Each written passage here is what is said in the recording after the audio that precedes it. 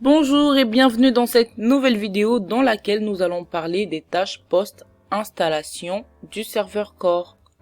Il y a quelques outils graphiques intégrés dans le noyau du serveur, l'un d'entre eux est le bloc-notes. Donc dans l'invite de commande, si on décide de choisir Notepad, cela fait apparaître l'éditeur de texte. Donc on va écrire Notepad.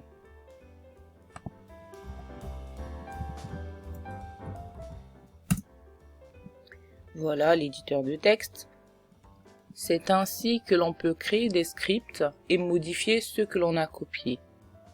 Par exemple, si j'ai enregistré le script quelque part sur le lecteur C de cette machine, je peux simplement taper Notepad, comme je l'ai fait, et je pourrais aller à un fichier ouvert et je pourrais en fait naviguer pour le chemin vers le script.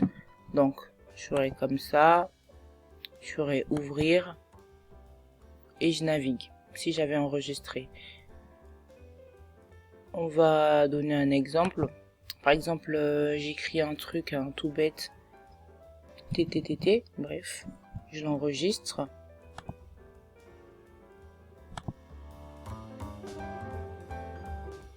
Voilà, je l'enregistre.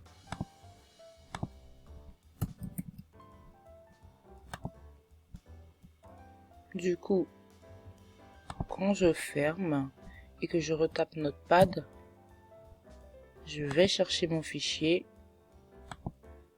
ouvrir, il est là. Donc, Notepad est un gestionnaire de tâches. Il est aussi intégré à Tosk MGR, qui est la ligne de commande du gestionnaire de tâches. Donc, voilà. Donc, si vous voulez avoir les processus en cours d'exécution ou quelque chose comme ça, vous pouvez simplement utiliser le gestionnaire de tâches. Vous pouvez également modifier le registre en utilisant Regedit, qui est intégré nativement. Regedit. Et aussi MS-Info32 qui affichera les informations du système. MS-Info32.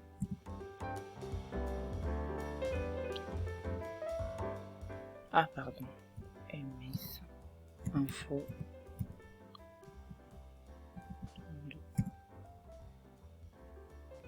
Donc, si vous voulez voir tout ce qui concerne le matériel, le logiciel et bien d'autres choses sur le noyau du serveur lui-même, vous pouvez utiliser n'importe lequel de ces outils. Ils ne font donc pas partie du gestionnaire de tâches. Regedit et MS-Info32 sont les outils graphiques intégrés. Maintenant, si vous voulez exécuter PowerShell dans l'invite de commande, vous pouvez simplement taper PowerShell. Taper PowerShell.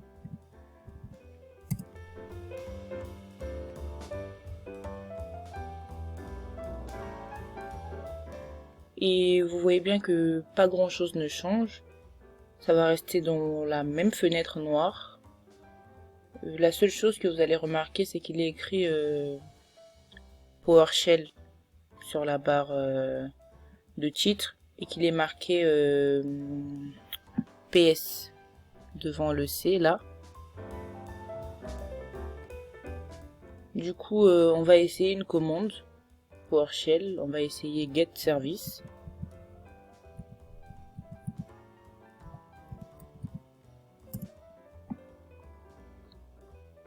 La première chose que vous allez remarquer, c'est que c'est jaune avec une sorte de syntaxe blanche que toutes les commandes traditionnelles Windows ont. Donc je vais essayer de remonter un tout petit peu. Vous voyez que là c'est jaune, ça n'a pas la même couleur que les autres. Si nous appuyons sur Entrée, cela va simplement exécuter la commande. Comme vous l'avez vu, ça a exécuté là. On descend tout doucement. Et il y a pas mal d'informations. Et si vous voulez revenir à l'invite de commande, vous pouvez tout simplement taper CMD. Donc on va redescendre un tout petit peu encore. Oups, voilà. On tape CMD. Et c'est de retour à l'invite de commande. Voilà, cette vidéo touche à sa fin. Merci d'avoir regardé, on se retrouve dans une nouvelle vidéo.